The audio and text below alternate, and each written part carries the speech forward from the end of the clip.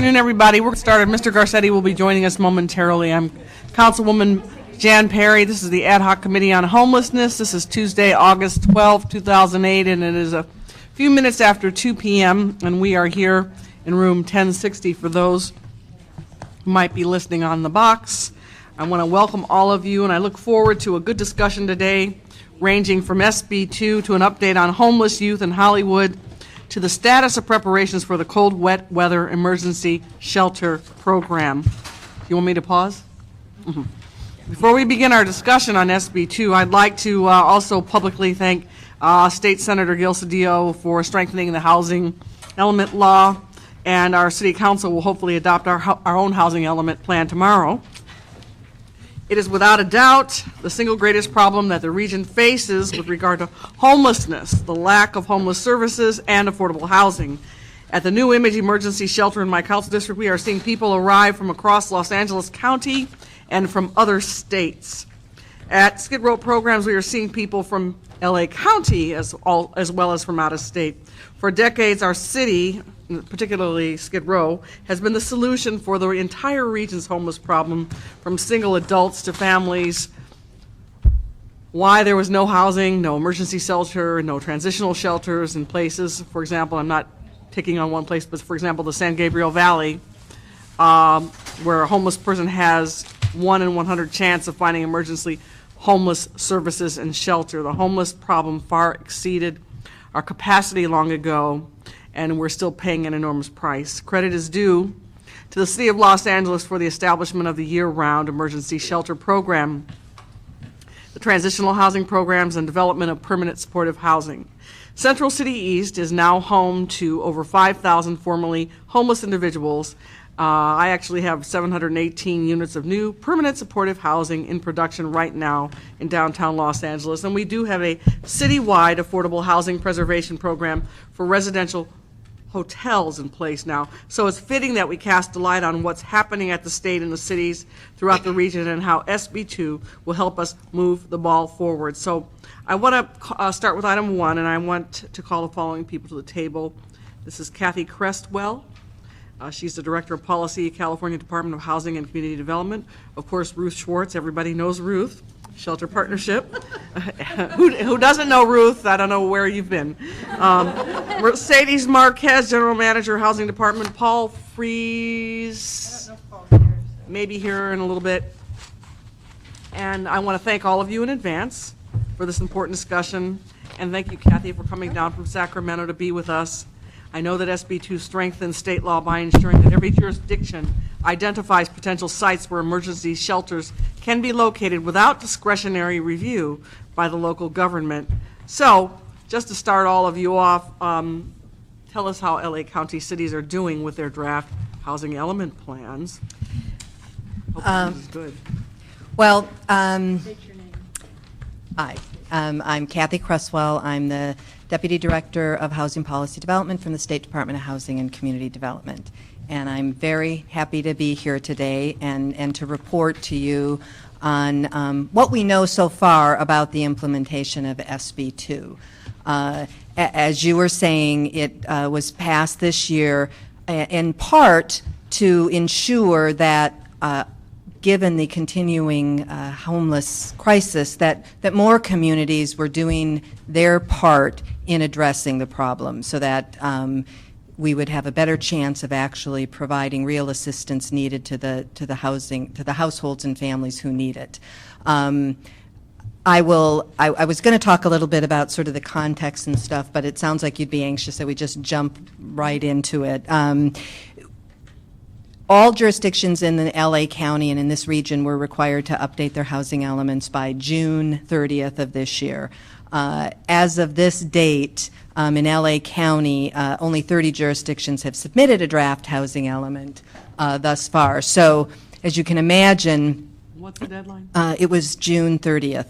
30 out of, what, 66? 89, I believe, 89. jurisdictions in LA County. So I don't have yet, probably if I came back in 6 months, I'd have better information to tell you. But I can tell you, for those who've submitted, sort of where they are and kind of the issues that we're seeing. The 30 jurisdictions that have submitted basically are sort of represented from all over the region. All of them, only one jurisdiction thus far has actually submitted an adopted element, and that's the City of Industry. But the rest of them are in some form of draft. Now, I understand the City of LA will be adopting their element tomorrow, so they'll be the second element jurisdiction in this area who has adopted their housing elements. What we're seeing in terms of compliance, of the 30 jurisdictions that are applying, about 24 of them, or 80%, have submitted thus far a program to bring them into compliance with SB2. And what that means is that they don't currently have zoning in their communities that would allow emergency shelters without discretionary review, or they don't have any provisions at all in some communities for emergency shelters. What can be done to cities who didn't respond? What can be done to compel them to respond? Well, there are a number of provisions in that there aren't any requirements or penalties for direct state enforcement of housing element law. And while there have been efforts through many years to do so, there has been a disinclination in the legislature to do so. Having said that, that doesn't mean there are no consequences for being out of compliance. Many communities throughout the state, if you're out of compliance, are at legal risk and have been sued by groups for being out of compliance at great legal expense and cost to their community. At the end of the day, the Attorney General can take action, and we have had some conversations with the Attorney General's office on a variety of issues on enforcing housing element law in general. But also there are funding programs that they would not have access to, including infrastructure funding, if they're not in compliance. In terms of being late, again, the only real consequence would be somebody might sue them for not yet being in compliance, because as of June 30th, every jurisdiction who hasn't adopted an element basically does not have an adequate general plan because they don't have every element. What would you recommend to a city like ours, and we've been disproportionately affected by noncompliance of our surrounding cities and cities in the basin, Southern California? What could we do? Well, I think SB2 provisions like that, which are designed to ensure that every community implement plans and adopt plans, are the right first step.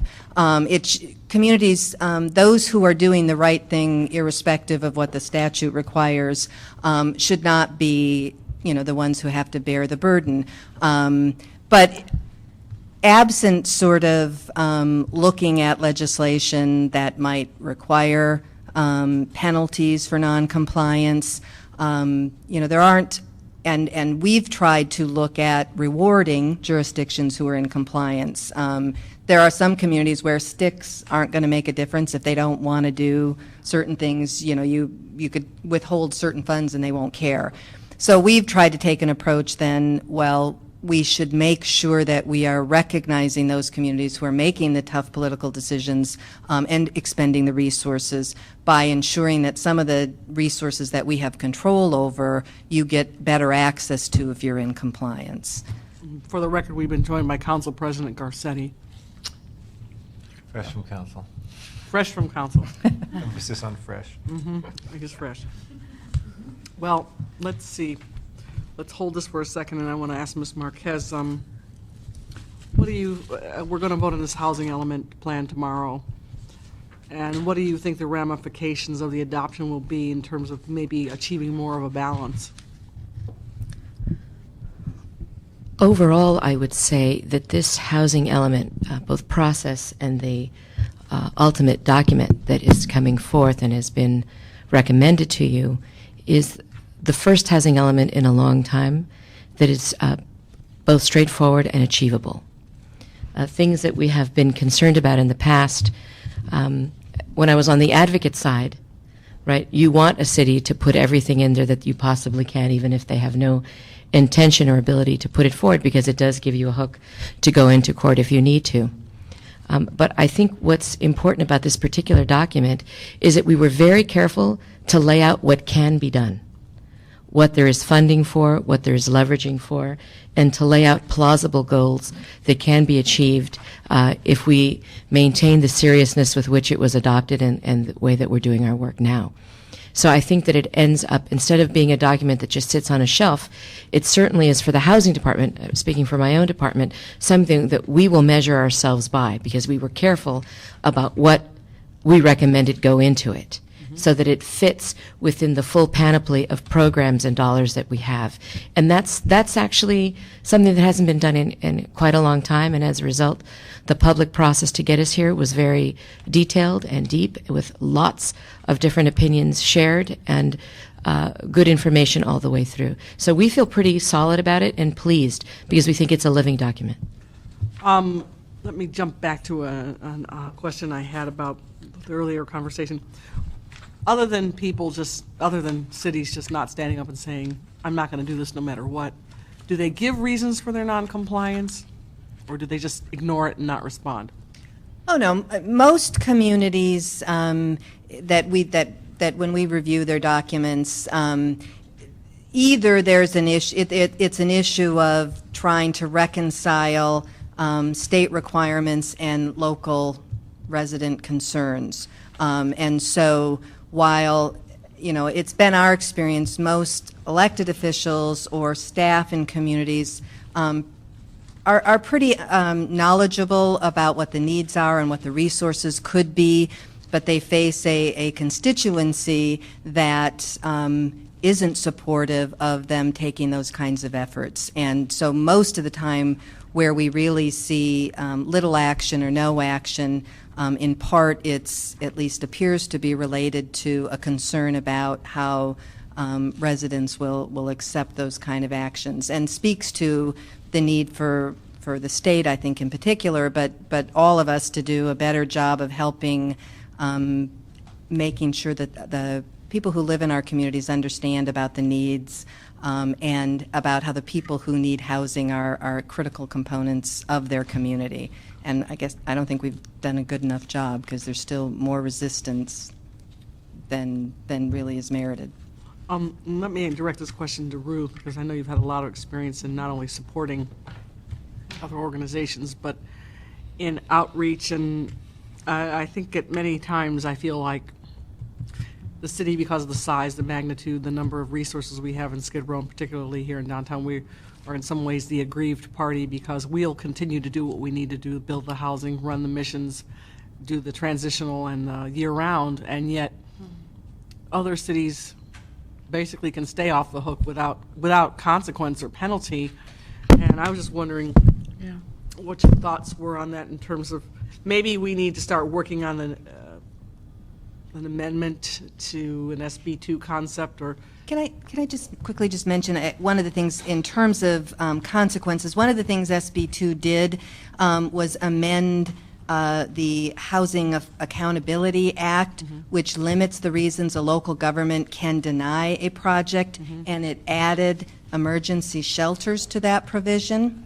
And so that means that if a local government in a community has not complied with the requirements of SB2 and housing element law, and a shelter provider proposed to do an emergency shelter, the local government would not be able to turn that project down.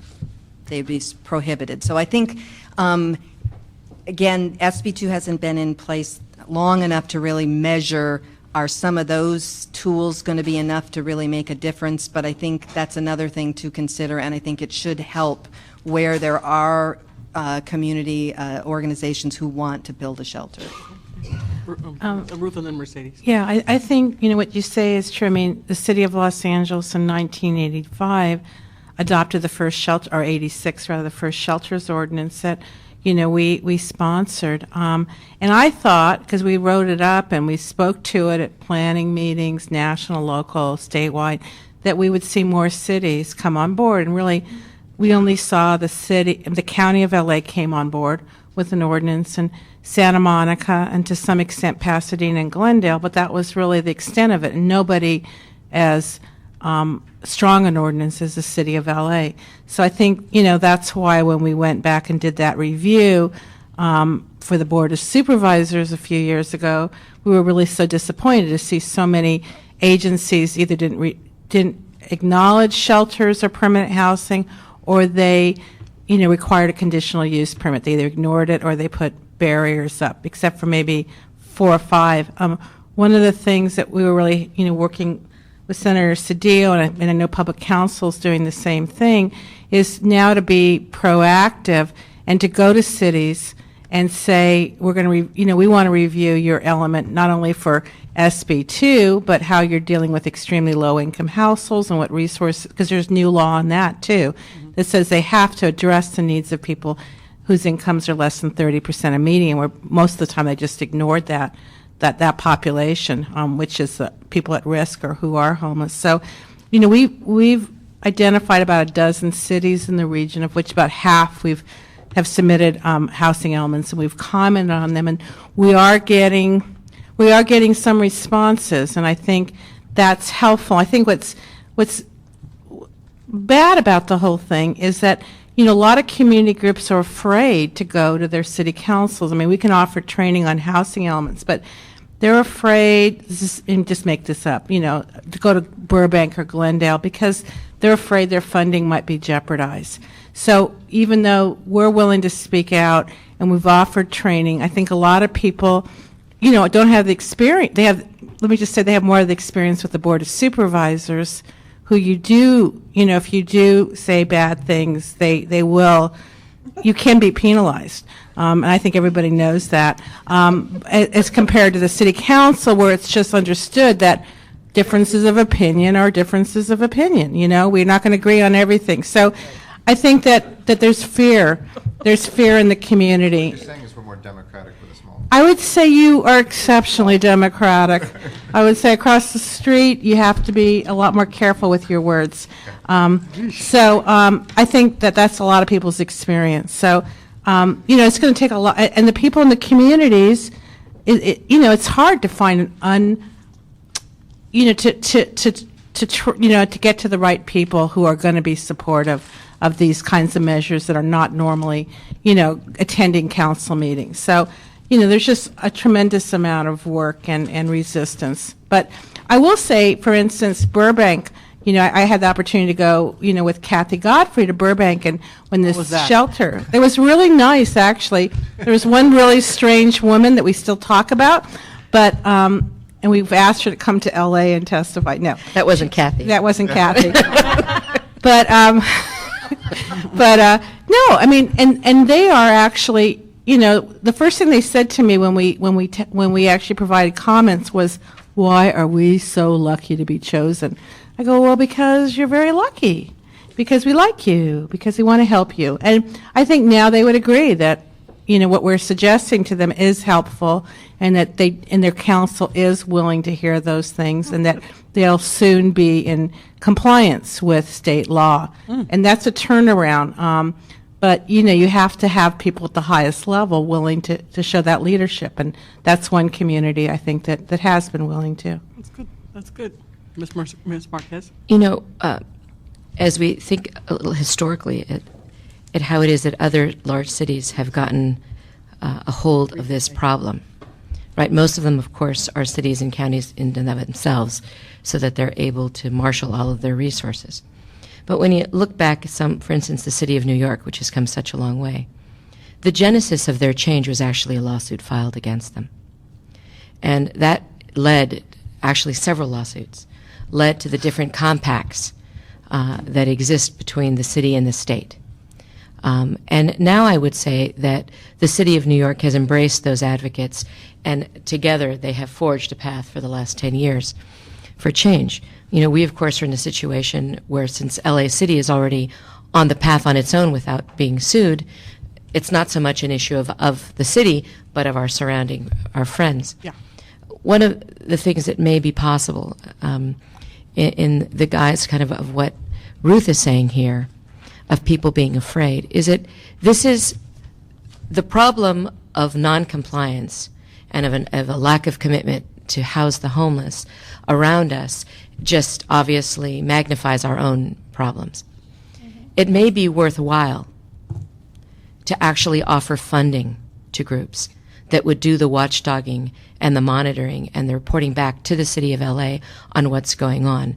Given the lack of enforcement opportunities as a whole in the law, there's nothing like sunlight to help do that. And there's nothing that would stop the City of Los Angeles of doing an RFP to legal groups and it's not funding litigation. It's what is the information, get it out there, who are going to monitor, so that you don't have, for instance, a particular nonprofit who wants to build housing there. When you have the same nonprofit that wants to build being the advocate, then they face inevitably the type of of concern that Ruth was talking about, that the same people who have to fund you are the ones you're criticizing. But if you were to fund advocates who are not going to build and who are not going for housing dollars in that sense, to do that, I can think of several that are in a situation where they could do it quite ably. And maybe that's something the City of Los Angeles should do as a way to take a look regionally and have it brought up over and over again, because you have someone outside telling you this is or this isn't, right? You could even have a consortium funded to take a look as a third party of what's going on. That may be one way to help this information flow be much more constant and timely as we're looking with that edge of advocacy that it will be difficult for others to do. And I mean, just to add on to that, I know that the State Department of Housing publishes all comments they receive, and I know they put I think the two groups that are doing that right now and are trying not to overlap one another is Shelter Partnership and Public Counsel, who actually, I don't know if anybody else is actually commenting, but those aren't those published every couple of weeks on site, on your website? We publish our letters. We haven't been publishing the comments of other some parties. Of ours were on there too. Okay. Generally not. We may be able to do that depending on the kind of volume. But we do, and that we do have information on, and as they get in, we would have information that we could make available to you about who's in compliance, where they're not in compliance, what the issues are, particularly related to homelessness. But I would agree, part of what, most of the communities, my guess will be adopting programs to come into compliance, which means they aren't in compliance now but are making a promise to be in compliance. In a year. And the statute gives them a year to change their zoning A year ordinances. from their promise? No, a year from when they adopt their element. And, that's when the monitoring is going to be important. The statute did give a little bit more authority for litigation for somebody if they don't do that rezoning. So when it's really going to be important is to find out, everybody's supposed to have done it by June of '09, and we're going to do follow-ups immediately as well. But there's no better place to have some of that done than locally. Yeah. And we found the same thing when we went back. Looked at everybody's housing element, all 89 jurisdictions that have been submitted for the last housing element, and a lot of them promised to make changes. And when we went back to their zoning code and their planning department, I think one had made a change, like a Calabasas or somebody. But it was just like, you guys, it's right here that you'll do it, and that was 5 years ago, and you never did it. So I think that's really important, whether it be permanent housing, transitional housing, or emergency shelters, because they haven't shown good faith so far. And that's, I think, why the legislature and the League of Cities actually agreed to the provision putting a specific timeline, because they had to acknowledge that the provision to require zoning for emergency shelters had been in the law since about 1986. And virtually across the state, we found people not meeting that requirement. So even, the folks you might otherwise think would be opposed to those provisions agreed to it because they knew that there needed to be more aggressive action to address the issue. A couple things. One, in our housing element, the estimate of need was just based on our homeless count. Is that what we did in the housing element? Okay. And what was the zoning category that we have where we can do shelters by right. It's the M zone, is that correct? Yes, I believe that's In right. the R4 and R5. Correct. And the R4 and R5. R4. Yeah. And did we assess whether that exists in every council district or in the region, the APC regions? I mean, part of the problem of being a big city is, Bradbury has to make sure that they have this, but we could have 250,000 people and not have that in an entire district. But I don't. It's not. It's not listed that way, but it's actually, given the level of information, it's incredibly easy to run a report that way. Yeah, I'd be interested in just knowing that. I know one of the things that Chairwoman has been the drum on, and I've certainly been a snare drum on the side with her, is to make sure that we look within. I mean, SB2 was very important for us to get behind it. It was important to pass it. We're as interested in the intra-city breakdown of that as the intercity breakdown of that as well, and to see whether or not there are whether that happens. Also, another requirement of that, of which districts, all cities have to have a site actually for shelter, and it'd be interesting to see if there are any districts that currently do not. I know there are a few that don't have any. I think I've heard you say that before. I think so, yeah. But if we could have that as well in the report. All right. Just to We point know who that out. does, and we know who doesn't. And the non-compliance consequences, that those can be initiated in civil action both by outside parties as well as by cities, is that correct? Sure. Yes, a local government, virtually any party can take an action to require compliance with state law. So if we saw non-compliance in neighboring cities, or does this also apply to unincorporated areas of the county? Yes. Yes. All right, those are all my questions. Okay, that's good. That's good. Well, before I thank all of you, then I want to ask Mr. Garcetti, I'd like to ask the Chief Legislative Analyst to draft a motion for the City Attorney and the Housing Department to come up with a strategy, and Mercedes has put an interesting idea here on the table. Some recommendations for monitoring SB2 compliance. And I think we should add within our own city yeah. as well as within Los Angeles The County. idea is to whether or not, we have jurisdiction within the city, but as a framework potentially for. Yeah, I want to add that idea in there. I'm not quite sure how to say it, but I think you're absolutely right, because there are parts of our city where people aren't doing anything. Right. Could one important element to that is not just compliance with SB2 as a whole, but also, one of the things we've already talked about in Housing Committee is LA housing programs certainly starting to preference our own residents, so that for home ownership, because this is an issue not just in this particular subset of housing problems, but all across the board for affordable housing, rental, and for home ownership, that we're starting now to put in requirements for residency.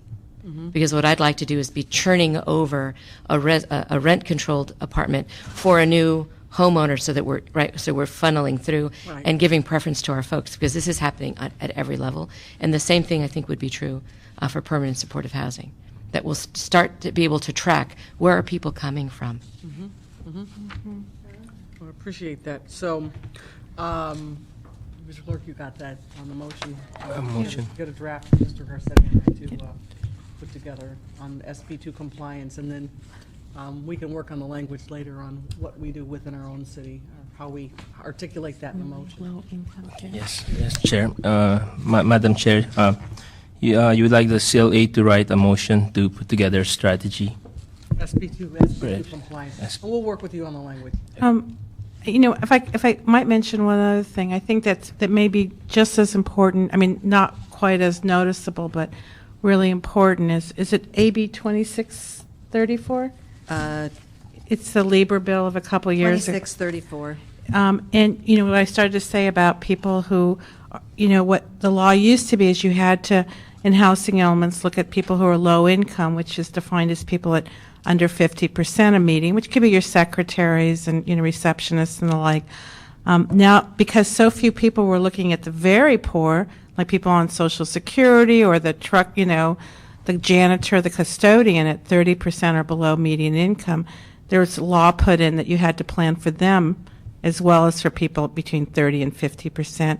And one of the things that we've seen in looking at these housing elements is that, local jurisdictions aren't doing much on that. They're saying, well, we have redevelopment money, but, we're going to use it for people at 50% or 80% of AMI and not the people at 30%, which is people at risk of homeless or who are homeless.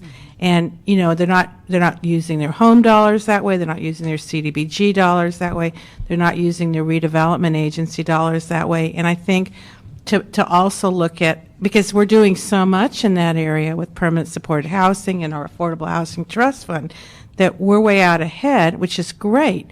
But these other communities are not coming close to the table, to take advantage of other state, federal resources to meet that need. So, you may also want to look at how you can, encourage jurisdictions or look at how jurisdictions are implementing that portion of the housing element as well. And I'm sure Mercedes has some thoughts on that.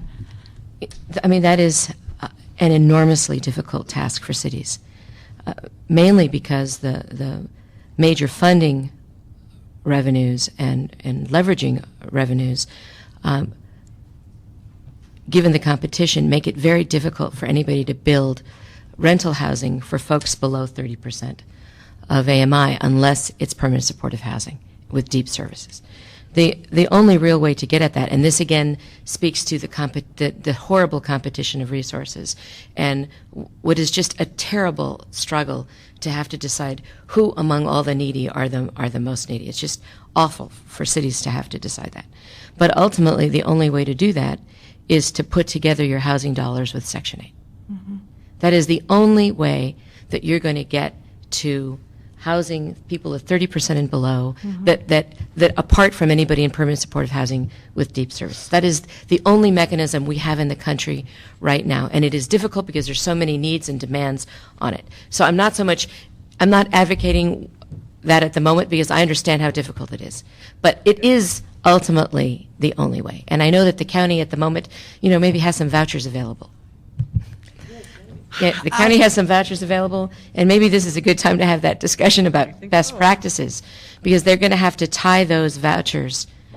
They could help cities meet the need by tying those vouchers. They have them right now to other. That would be the way, and we would take them. I mean, I would just mention we are at the state level working on identifying a permanent funding source for affordable housing, and one of the continuing issues we've heard as we've gone around the state trying to come up with recommendations on that is the need to provide funding for folks at 80%, at 30% or below. And so that is absolutely something we're going to be looking at. I know the Federal Housing Trust Fund that was just established through the Federal Housing Bill also is going to put preference on a certain percentage of any of the monies that may eventually come through that source for folks at 30% and below. So that provision of a housing element law is really important. It really is a homeless prevention requirement. And it also did look for another, not just the funding part, but also asked local governments to look at zoning for SROs, and many communities don't allow SROs, which might be the kind of housing that would be affordable, and supportive housing as well. So that might be something that would be important for you to see. If a lot of your neighbors are sort of preventing homelessness, it will also be a help to the region. Thank you for your input. I want to say thanks to all three of you, Kathy Crestwell, Bruce Schwartz, and Mercedes Marquez. I do appreciate you taking time and giving us these incredibly helpful ideas that we'll incorporate. And so we'll try and circulate a draft of the motion to get your comment and input and revisions. See what you think before we introduce it. And I would be happy to come back in a few months when we maybe have more that we can report to you on what your neighbors are doing or what everybody's doing. And numbers will be up. Hopefully LA will have a housing element in compliance to. Yeah. If you're still at 30, what was it, 33? Only 30. Yeah, if you're still at 30, but we'll see you anyway. Thank you very much. Number 2. Item number 2 is a discussion and presentation by Children's Hospital, Los Angeles Division of Adolescent Medicine relative to the status of homeless youth in Hollywood. Okay, and is Susan Rabinowitz here? Okay, come on up, Susan. Now, I just want to say thanks for coming back, and we've been anticipating this report for some time, and I know that Mr. Garcetti is extremely interested in this matter. So I know you got a brief report, and then we'll ask you a few questions. Sure. Thank you so much for inviting me. Kathy, did everyone get handouts? Got yours? Okay. So I'm from Children's Hospital Division of Adolescent Medicine, and I am also a part of the Hollywood Homeless Youth Partnership. And we are 8 homeless youth serving agencies in the Hollywood community working together to try to improve outcomes for homeless youth that we serve. And so we have undertaken doing a multi-method needs assessment to take a look at the unmet needs and characteristics of the homeless youth in our community. So the data that I'm sharing today is from a survey that we did with 389 youth. In the Hollywood community, we recruited young people from the streets and from fixed service sites. We used a sampling strategy that really tried to ensure coverage of the homeless youth throughout the Hollywood community. Our ultimate sample, we ended up surveying almost a quarter of the youth were surveyed on the street at the time of the survey. Almost a quarter were in residential programs. Over a third were in drop-in centers, 17% in shelters. And we did a computer-assisted survey so that we programmed the survey into a computer, kids put headphones on, and then they answered the questions on a screen, and it was read to them, so that language wasn't a barrier. If they had low literacy skills, it wasn't really a problem, nor did they have to disclose what was going on in their lives to anybody. It was really anonymous, and they knew that at the time of the survey. So I just want to go over some of our key findings because I think it raises some concerns for our community. So the data indicate that the homeless youth in Hollywood tend to be English speaking, over 18, male. Approximately 40% of the youth reported their sexual orientation as gay, lesbian, bisexual, or questioning. Only a quarter of our sample were minors, 12 to 17. Of that minor population, there was much more likely to be female, but the older youth population, which was 18 to 25, was more likely to be male, which was very consistent, with the adult homeless population. The data on the racial and ethnic breakdown of young people is very concerning, and it's the second page of the survey results. It showed that African American youth are disproportionately represented in the homeless youth population. 42% of our sample were African American, 25% Latino. Significantly different than what we saw 10 years ago. 10 years ago, Children's did, through 2 federal research grants, some data on homeless youth in the community and their HIV risk at that point. At that time, 51% of the homeless youth population in Hollywood was Caucasian, and 20% was African American. And here we're looking now at 42% African American, 16% Caucasian, with that quarter being Latino youth. Of the African American population that's increased, have you been able to discern their, place of departure? Where are they coming from? More of the African American youth are from the city of Los Angeles, and more of the youth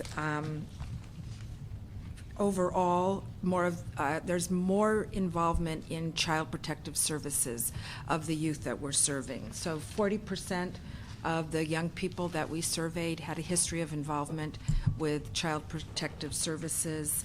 70% had some involvement in the criminal or juvenile justice system. So we think that representation of African American youth speaks to primarily their involvement in systems that they have not successfully emancipated from. The other issue that I think is Now, again, this was just a survey, one time only, so it didn't really allow us with this method to really ask kids questions about where they came and how they got here. We also, in our overall sample, 25% of the young people had a history of gang involvement, and that was primarily before they became homeless. And when we looked at one of their reasons for leaving home, while it was the lowest reason, and we'll get to that, which was of forced categories, we gave them choices about did they leave home because of family reasons, did they leave home because of personal reasons, economic reasons, or safety reasons. The lowest reason was safety reasons, which was only 27% of the youth left home because of a safety reason. But of the answers under that category, the primary reason was to avoid gangs and violence in their own communities. So we think that the other driver of the over-representation of young African American males predominantly is also some of that leaving home for safety concerns and not having shelter options, transitional living program options in their own communities. The mean age that youth first left home was 14.4 years. Total amount of time homeless was 1.2 years, and 40% of young people represented 6 or more episodes of homelessness in their lives. And it's important when you're talking about youth to look at episodes of homeless as well as amount of time homeless. These young people still, have a dream that they can go back home, reconnect with their families, life will be okay. They go home, you'll see that a lot over Christmas, over holidays. A week later, they're back on the street. So these are 6 or more times where they have actually had separate episodes of homelessness. On the bottom of page 2, you'll look at the reasons that youth left home. Very consistent with national data that the primary reason young people leave home are family reasons. Family conflict, abuse, a step-parent comes in the home, they're kicked out, home is no longer a safe place. They also leave home because they're kicked out because of gender or identity or orientation issues. We have data on where youth came from. A quarter of the kids came from outside of California, elsewhere in the United States. Only 2% came from outside of the United States, but you'll see that 56% of the kids are from Los Angeles County. And again, this is a different phenomenon than what we used to experience, where we had more young people traveling from other communities coming. There's the Highway 101, kids go up and down the coast.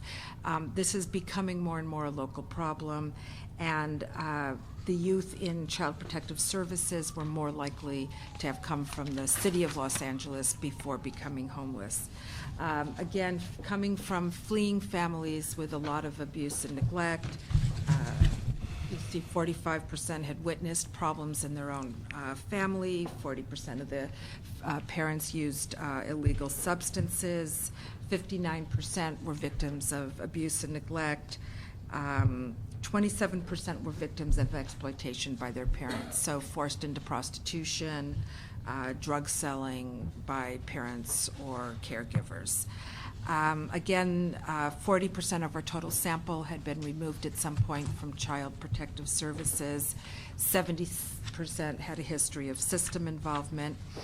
Over half, 53% of the youth who were 18 and above did not have a high school diploma. Highly concerning about how these young people are ever going to get stable, be able to get a well-paying job, get off the streets. 63% of those 18 and older were unemployed. Only 4% of the youth age 18 and older were in any kind of a vocational training or internship program at all. And for young people, we looked at sort of whether or not they had spent time in the last 30 days on the streets, whether these were kids who were more in shelters or residential programs, or were they more street involved? And youth who had spent time sleeping on the streets in the last 30 days were more at risk on every variable. More mental health problems, more drug use, less housing stability, less educational completion, less employment. So it's very clear that for young people living on the streets, staying on the streets, being involved in the street economy is very, very risky, and it's really critical that we look at alternatives for getting young people off the streets and into some sort of safe and supportive environment. Well, the biggest challenge for that is mental health. It's not just mental health issues. It's also that sometimes the rules and expectations in shelter and transitional living programs are not adapted to a homeless youth population. Parents with kids in their homes struggle with enforcing rules, and so we often don't have low barrier housing programs that are really adapted to the needs of adolescents, particularly adolescents who have spent time on the streets and are more acculturated to the streets than they are to living in programs. In the framework. We really need a new framework for serving youth, and we need sort of a commitment that these other people's children are our children, and we need to continue to find ways to house them and educate them and give them job training skills, or we are looking at sort of, the next population of, chronically homeless adults. I just have a couple of quick questions. Sure. And we'll go to Mr. Garcetti too. Has the mean age dropped significantly since you started reporting on homeless young people? No. Okay, so it stayed about the same? Stayed about the same. Are you, in your assessment, getting enough support and participation from LA County Mental Health for this population? We currently still face a lot of barriers with LA County Mental Health. What kind of barriers are they? In terms of the population? The first thing is that even though we have a new transition age youth category for Department of Mental Health, most of the Medi-Cal funding is still for youth up to age 22, and many of these young people are older, than are through age 24, 25. So that's a problem. That still, even with the Mental Health Services Act, that they still expect that a lot of the services will be funded by Medi-Cal, and that we have very, many of these youth are not enrolled in public benefits. When we looked at their involvement in public benefits, we found that only 10% of this population had Medi-Cal, only 13% were getting GR, 6% were getting SSI, so that because they're on their own without documentation, often, all of that was with the families of origin. They don't have Medi-Cal, which helps pay for services. They don't have, most of the services are still designed for youth. They exceed the age limits for that, and then they require young people to have a mental health diagnosis and to be, assessed using a standard diagnosis. These young people, especially those who have been system involved, are very distrustful of mainstream services, won't go into mental health programs, are very, have been overly medicated often, and so we need much more flexible mental health funding to meet the needs of this population of youth. And I just have one more quick question. I've got 3 housing projects that we're working on in Council District 9 in South Los Angeles. Right. And all I want to know is there a chance for us to partner with Children's Hospital?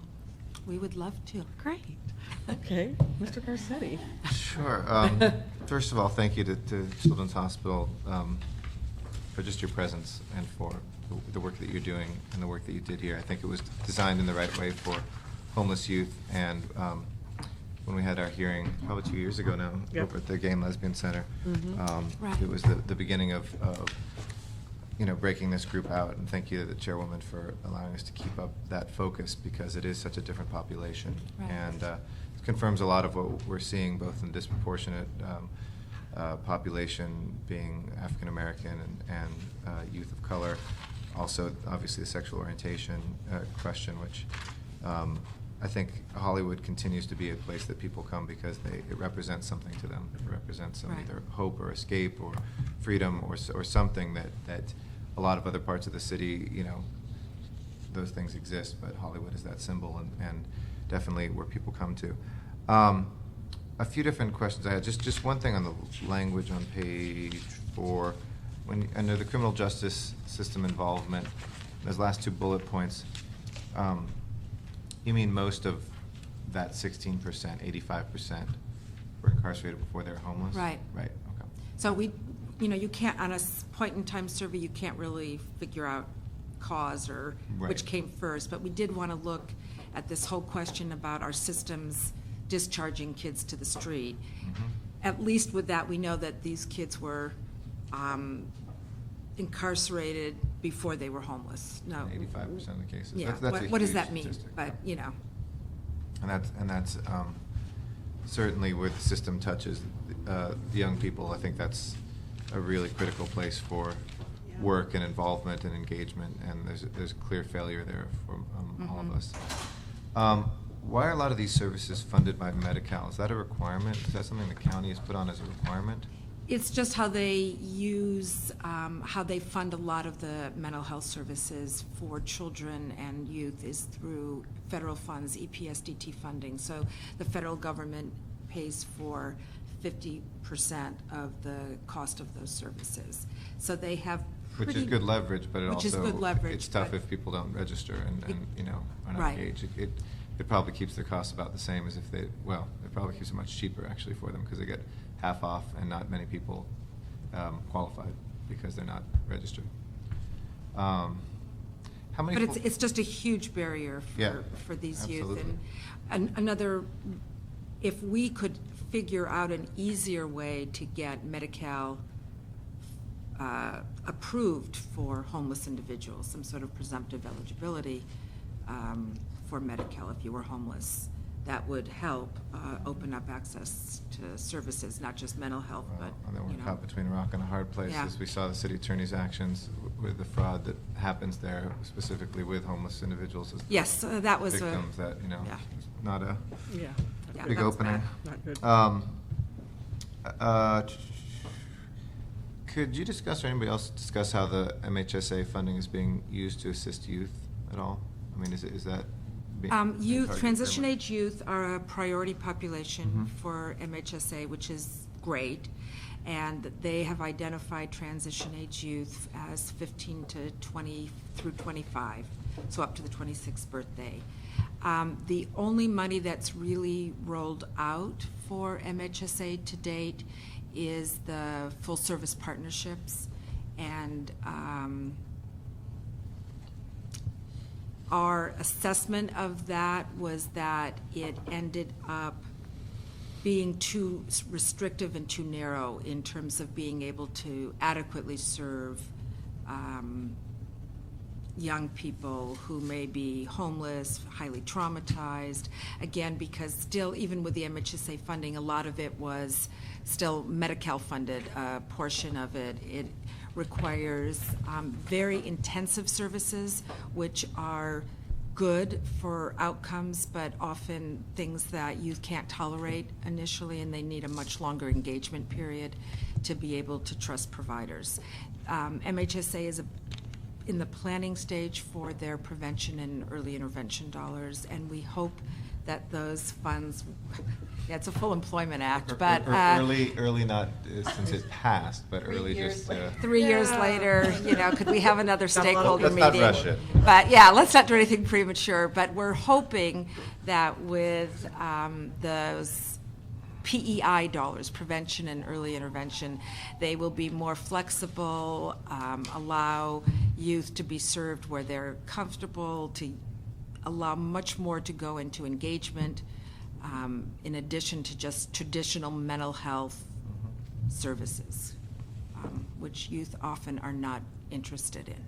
Daryl Steinberg, our incoming President Pro Tem and author of this legislation, or the initiative rather, is very interested in this issue and has indicated some willingness to engage on this issue. So if we ever want to do a joint hearing Yeah. with him, That he's would- very interested Yeah. That'd be great. in where the money is not going.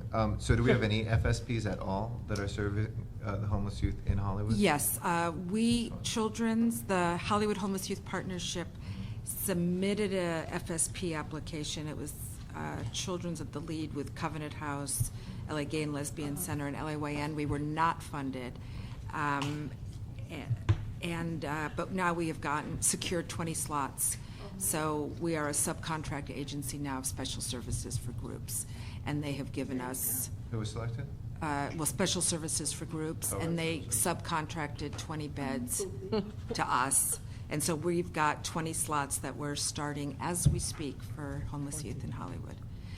And I was just struck by the discussion about other jurisdictions and what's also going on in other districts. And I think that it would be helpful to the community to have sort of a model of what kinds of youth shelters and transitional living programs we should be taking a look at in other parts of the community. I think youth homelessness is more visible in the Hollywood community, but it is a phenomenon in other communities, and what you're doing in your area in I terms wanted of to ask building more you, housing. since we're sort of still on this point, have you worked with LAUSD and their CHAMP program to make clients eligible for Medi-Cal? Yes, we have. They tend to work with primarily a school-based population, and so for your unaccompanied youth and youth who don't work, who aren't comfortable necessarily going to school in the same way, the CHAMP program has not been accessible in the same way. It tends to work better to actually figure out how to get DPSS workers outposted into agencies where homeless youth are already accessing services and then getting them enrolled that way. What's your opinion on this on the last page, second to last heading on mental health status of youth? I wasn't sure how many of these were mutually exclusive. Are you They're able not. to estimate what percentage of homeless youth have serious mental health problems that could be treated in FSP if we had more? I mean, are we Well, talking- I would say most of them, all of them are trauma exposed. So all of them have sort of symptoms related to the trauma that they've experienced living on the streets, leaving their home. A lot of serious depression, less serious, schizophrenia, complex, serious mental health disorders. I think a lot of it is very amenable to intervention. It just needs to be intervention that is adapted to the special needs of the population. The longer youth are on the streets, the more significant that's what I'm their mental health problems And become. ultimately, the price, I imagine, of treatment and other social costs that accompany that.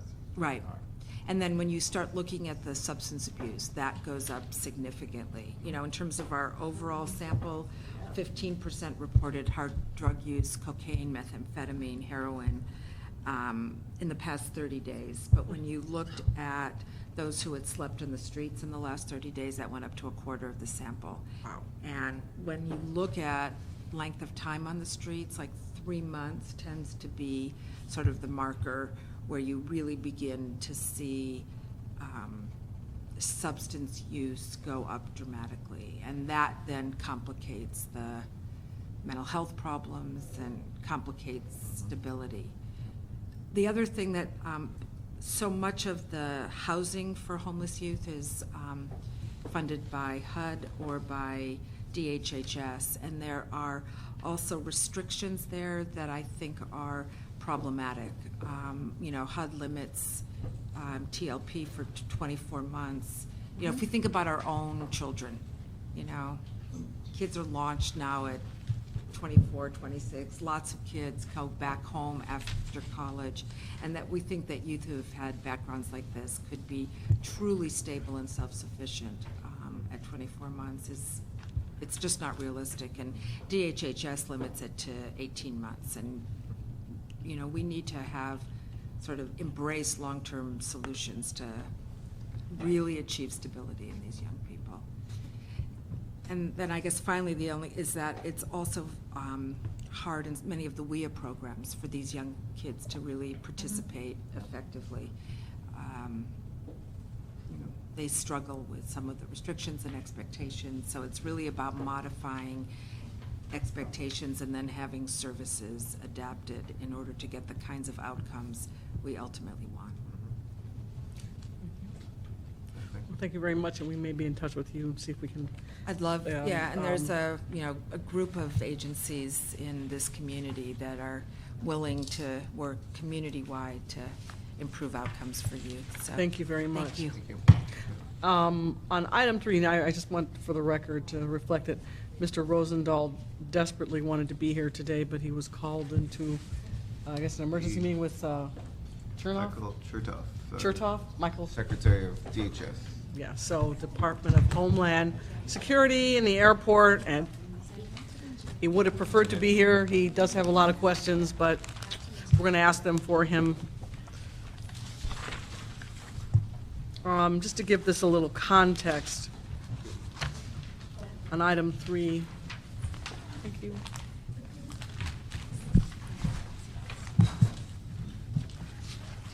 Some may recall that, I think this is the proper pronunciation, Imago, the secular division of the Union Rescue Mission, ran the winter shelter program on the west side last year. We've been advised that the West LA Armory will be available this year, but Mr. Rosendahl wanted us to stress to LASA to work hard to find an alternative site so that for future years, we're not always scrambling to find a site on the west side.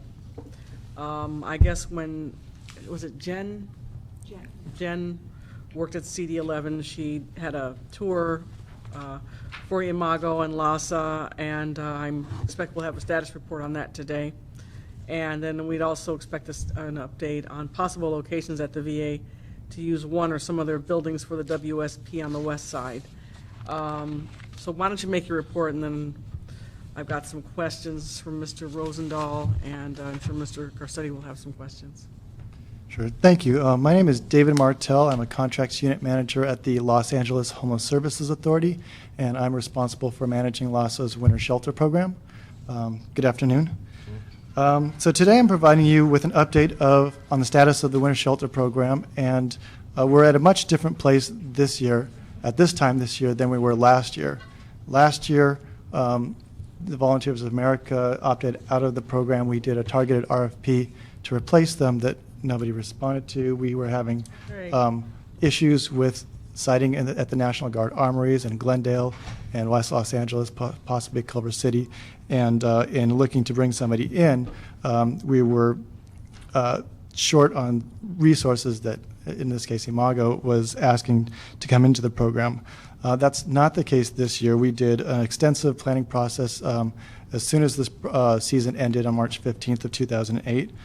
We met with our contractors immediately to discuss their issues in operating the program and their needs.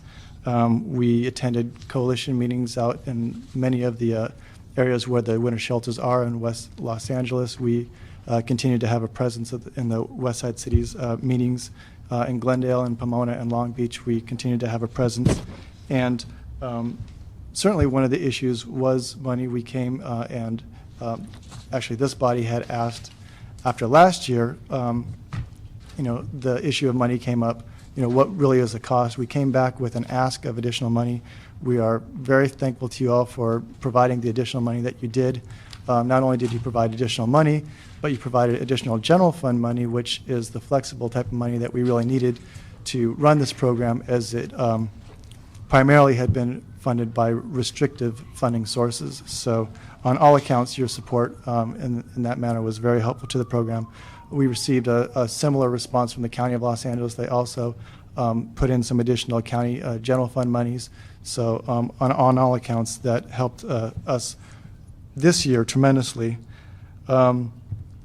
We had initially, in planning, we released an RFP to select operators for the next 3 years. We identified some sites. We know about the National Guard armories, and going into the RFP, the Armory had expressed that the West Los Angeles Armory may not be made available this year. Certainly that was a concern to everybody in the community with LASA, and actually Bill Rosendahl, Councilmember Bill Rosendahl, and many folks in the West Side. We worked with the National Guard to, it was really a matter of scheduling. They had units mobilizing to be deployed overseas, and through our work and engagement with them, they've rescheduled. So that's all worked out? That's worked out. They're telling us the That's good. the Armory will be made available the first week in December, which is That's just for 1 year? that's this year. That's correct. Okay. So we're really pleased about that. We are prepared to go to our commission this month with our recommendations for funding. So I've passed this out as a handout, and if you will, we can just walk through who we're looking at recommending, and this will go to a committee of our commission this Friday, and then it will go to our full commission on August 22nd for approval. And so where we're at, basically the table that's presented to you lists the name of the agency that responded to our request for proposal, the project location, the request that the agency has made, and the number of beds that they're asking to be funded, and then it breaks down the various funding sources that we will use. And So the only one and for Mr. Rosendahl is Imago, correct? Yeah. correct, LA? correct, Okay. West LA, and then the other serving that area is Culver City, Yeah. Which is also Imago. Imago. Hmm. So, again, you can look at the funding sources, and the emergency shelter grant sources are restricted. The EFSP sources are restricted. The general funds is really what's needed to fill in the gaps. It's the unrestricted monies. And primarily, we're recommending full funding for everyone. We have 2 pots of money that are last year's roll forward monies that are part of the overall budget. And Quick question really- about West LA, Culver City and West LA. Sure. When you're, and this is again on behalf of Mr. Rosendahl, when you're counting the number of beds that will operate on the west side, do you lump those 2 figures together? we do. We had targeted to fund 310 beds, and we use service planning areas as a means of geographic distribution. So And those then- are both And in. then is the funding spot lumped 5. together too? So those are separate. So for Culver City, the request, or the amount we're recommending is $392,000, and for West LA, it's a separate amount of They have to run $404,000. them separately? They have even to though run them the beds separately. are aggregated? Well, so they're aggregated on a higher level. So you can see the very left column is service planning area, and so those are both in service planning area 5. But you can see, like the number of beds we targeted to other service planning areas isn't necessarily met at one site. It may be Okay. met at multiple sites. Okay, okay. So in all, we're very satisfied. We're at this point. We, again, different from last year, we have operators, we have people actually responding to a proposal. We have the funding we need to run the proposal, to fund these proposals, and we have the locations. So again, we're very pleased where we're at this Okay, year. and again, on behalf of Mr. Rosendahl, maybe you jointly have been looking at, I guess it's VA to use Building 209, a site that's been used in the past. Is that accurate, and are you looking at that for the future? I think that they're looking at alternate buildings on the VA grounds. So what's needed, the reason an alternate site is needed is because the National Guard tends to hold a drill. They mobilize a unit for 1 weekend out of the month. And some of the National Guard, like in Burbank, even though they mobilize during the weekend, in Burbank, they still allowed the operator to run during that weekend. So just work around them? So we're looking to do some workarounds to avoid the need for an alternate site. But in the event that we do need to fall back on that, last year we had looked at the VA grounds, and the building 209 was very limited in what it could do. It's at the third floor of building. It's almost like individual units, like a hospital setting. Yeah. And for the winter shelter program, to put in 150 beds, that's not ideal. You'd rather have a congregate facility where you can somebody can easily oversee the entire facility, rather than having to man corridors and doors. And also last year, the VA had put in some terms of using the building, which we felt were cost prohibitive. They wanted plumbing and wiring to be upgraded for the one week in a month we would use it. So I think there may be some possible alternatives on the VA ground. But certainly the sponsor in this case, the Imago, along with the West Side Coalition, are really taking the lead on this is the program that they're operating and how to find an alternate site. Just a So couple of more quick questions, and I'm going to turn over to Mr. Garcetti. For the contractors that have been identified on this list, is their commitment or participation in the winter shelter program contingent upon additional money or requests from the city or county, or is the funding indicated here on the table to be the sufficient amount? The funding indicated on the table here is sufficient amount, and we've made it very clear to So folks. the provider should be able to operate within those funding allocated within the guidelines. Right, and actually one of the changes we made to the RFP in the past, we had said your rate should be $18, fit the program into that rate.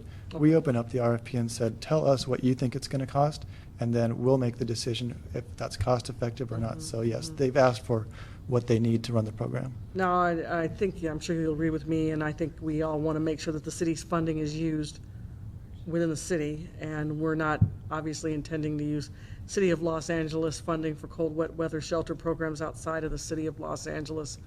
For example, probably, really simple example might be Culver City, even though they're West Side separate city.